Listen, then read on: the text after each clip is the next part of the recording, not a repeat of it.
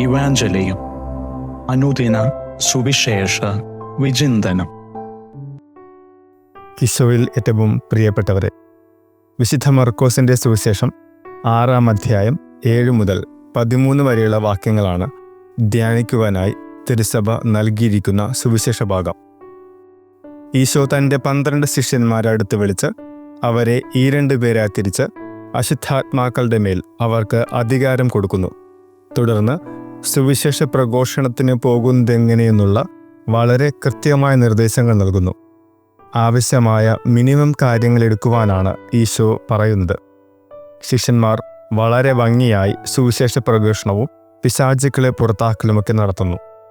2 ദിവസം മുമ്പ് ഫെബ്രുവരി 4-ാം തീയതി തിരുസഭ വിശുദ്ധ ജോൺ ഡി ബ്രിട്ടയുടെ തിരുനാൾ ആഘോഷിച്ചു.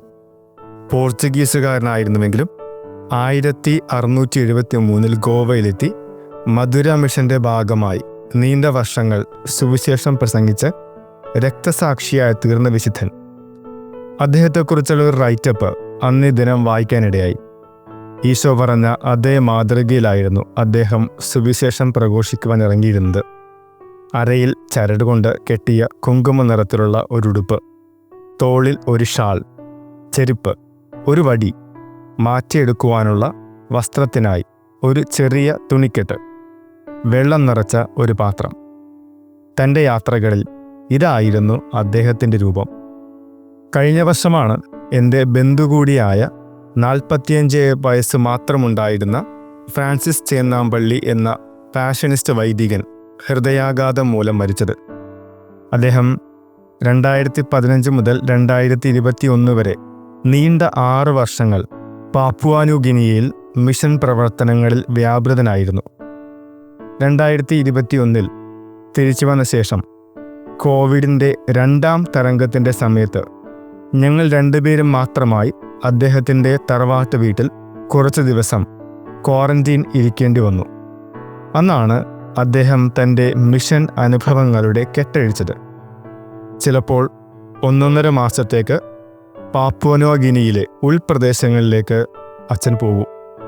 മൊബൈൽ നെറ്റ്വർക്ക് കവറേജ് ഒന്നും ഉണ്ടാവില്ല.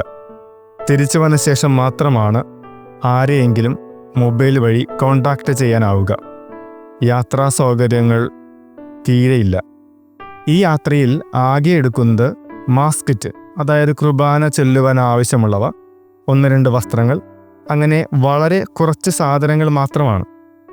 ഒരു തവണ ഈ യാത്രയിൽ വെള്ളത്തിനു പകരം ബാറ്ററി വാട്ടർ മാറിക്കുടിച്ച് അദ്ദേഹം മരണത്തിൻ്റെ വക്കോളം എത്തിയിട്ടുണ്ട്.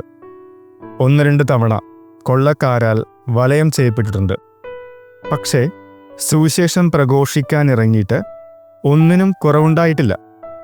സുവിശേഷ പ്രഘോഷണം എല്ലാവരുടെയും ദൗത്യമാണ്.